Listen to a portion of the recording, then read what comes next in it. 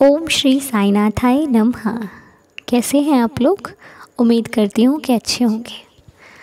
तो हम सबका जीवन एक तरह का नहीं होता है ना। कोई किसी चीज़ के लिए परेशान रहता है, कोई किसी चीज़ के लिए परेशान रहता है। किसी के पास परिवार है तो वो परेशान है, किसी के पास परिवार नहीं है तो वो परेशान है। किसी के पास अच्छी चीज़ें हैं तो वो ये नहीं सोच पा रहा कि मैं उस चीज़ की कदर कैसे करूं। जिसके पास नहीं है वो चाहता है कि वो मुझे मिल जाए तो मैं उसकी कदर करूं। मतलब यहाँ लाइफ कुछ अलग होती है कि जिसके पास चीज़ होती है उसे उसकी कदर नहीं होती, और जिसके पास कदर होती है उसके पास वो चीज़ नहीं होती। भले वो इंसान हो, कोई रिश्ता हो, कुछ भी ले लो, है ना। तो हमें क्या करना है? हमें ये करना है कि हमारे पास अगर कोई वस्तु है, कोई रिश्ता है, तो हम उसे बनाकर चलेंगे ताकि हमें आने वाले समय में खुद से ये ना कहना पड़ जाए कि काश हम उस चीज़ को संभाल लेते तो आज ये नहीं होता, काश हम ऐसा कर लेते तो हमें आज ये दिन देखना नहीं पड़ता। उस दिन को ना देखने के लिए हम उसको ठीक करने की कोशिश आज से करते हैं। क्योंकि कुछ चीज़ें हैं जो हम भी कई बार गलत ले लेते हैं, हम नहीं सोच पाते और हमसे वो काम गलत हो जाता है। क्योंकि इंसान है तो गलती सबसे होती है, ठीक है।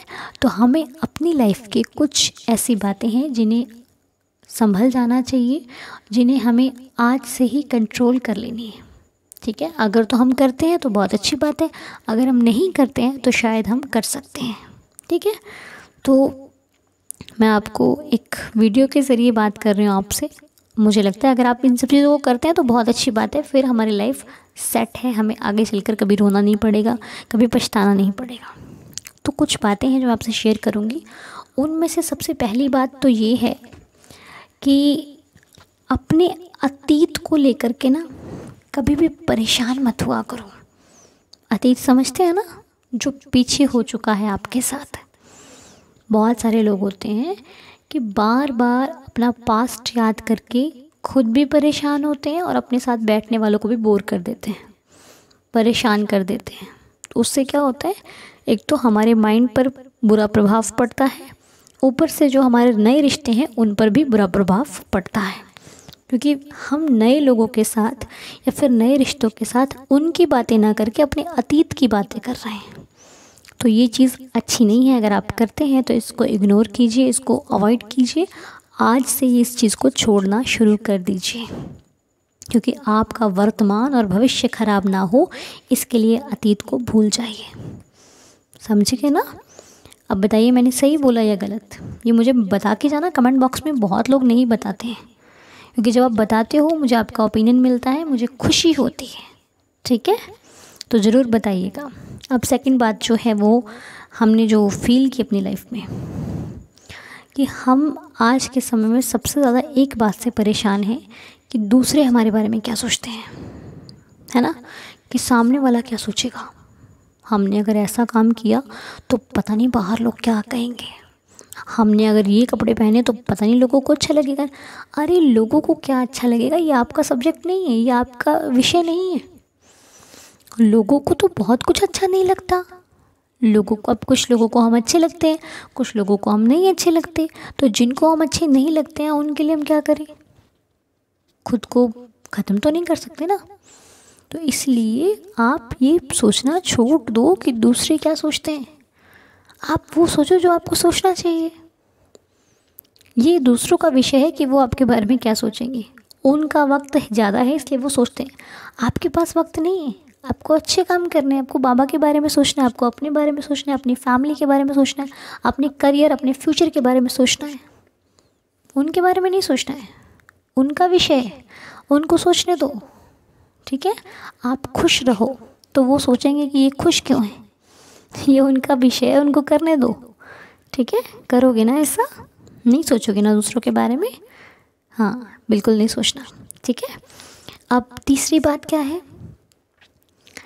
हमारा वक्त सही नहीं है तो हम परेशान होते हैं, लेकिन वक्त है ना, ये भी वक्त के आने पर बदल जाता है। समय सब कुछ सही कर देता है, इसलिए समय को भी समय दीजिए। बराबर ना? वक्त को भी बदलने में वक्त लगता है, इसलिए वक्त को बदलने के लिए वक्त दीजिए वक्त को। ठीक है? मतलब अगर आज समय सही नहीं है ना, तो सबूरी रखनी। सिंपल सी बात है, सबूरी रखोगे, वक्त बदल जाएगा, सब कुछ ठीक हो जाएगा। एक दिन बैठकर याद करोगे कि वो वक्त था, हम कितने परेशान थे। ठीक है? बहुत ज़्यादा मत सोचिए।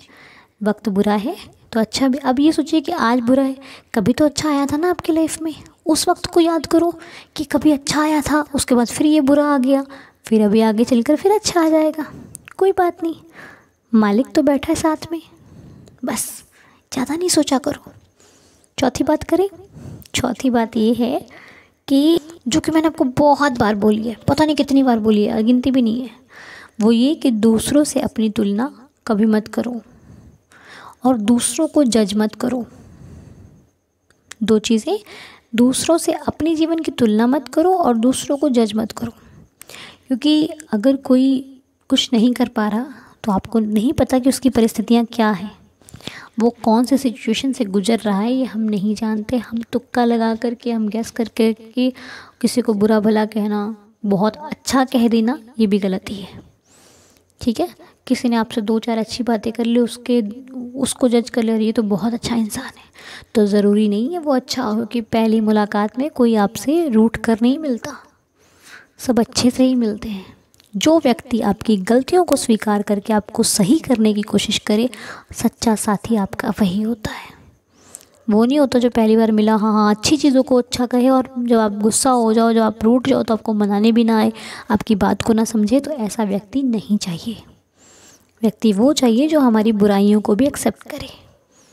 अच्छा तो दुनिया बोलती है, पर जो अपने को अपनाता है वो बुरे हो।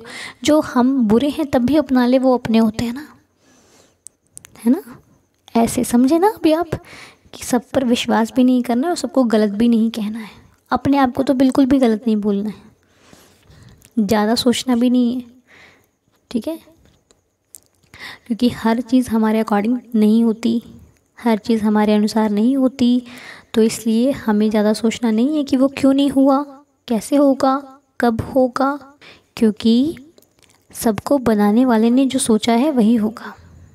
सबसे बड़ा निर्णय उसका होता है, तो उसके निर्णय के अनुसार चलिए, आपके अनुसार निर्णय वो खुद ले लेगा। ठीक है?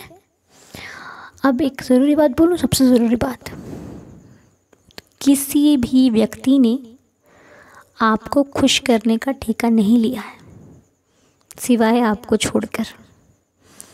अगर आप ज़िंदगी में खुश नहीं हैं तो ये आपकी गलती है, किसी और की नहीं। क्योंकि आप अपनी खुशियों के खुद जिम्मेदार हैं। जैसे होता है ना कि हम कहते हैं अरे उसने ऐसा दिमाग ख़राब कर दिया, उसने किया तो आपने क्यों किया? अगर तो ज़िंदगी आपकी फैमिली के अनुसार है, जैसे कि फैमिली में कभी कोई बात हो जाती है, उसको तो मानते हैं कि फैमिली में जब एक भी व्यक्ति परेशान होता है तो पूरी फैमिली परेशान होती है। उसको छोड़कर बाहर वालों के लिए इतना टेंशन लेने की कोई ज़रूरत नहीं है। चिंता उसके लिए कीजिए जो आपके लिए चिंतित होता हो। उसके लिए चिंता मत कीजिए जिसके लिए चिंता करने का कोई मतलब ही नहीं है। ठीक है? क्योंकि आप चिंता करके अपना भी समय, हो सके तो किसी की हेल्प कर दो, किसी की मदद कर दो, किसी को खुश करने के लिए अगर आप कुछ कर सकते हैं तो वो कर दीजिए। लेकिन उसको देखकर खुद निराश होकर बैठ जाना ये सही नहीं है। ठीक है? खुद को पॉजिटिव रखिए। कभी कभी मुश्किल होता है, परिवार के लिए मुश्किल है, परिवार में प्रॉब्लम होती है तब मुश्किल होता है, लेकिन हर जगह पर नहीं। ठीक है? अपने को खुश रखने की पूरी कोशिश कीजिए, क्योंकि मुस्कुराना बहुत ज़रूरी है। इससे आपकी सेहत भी अच्छी होगी और आपका माइंड भी अच्छा रहेगा, और आप हर काम को पूरी लगन से कर पाएंगे और बेहतर कर पाएंगे। क्योंकि जब इंसान निराश होता है ना, तो कुछ काम तो ऐसे ही ख़राब हो जाते हैं उसके, क्योंकि हर चीज़ आपके अकॉर्डिंग नहीं हो सकती। आप करता धरता नहीं है, मालिक करेगा तो अच्छा होगा। ठीक है?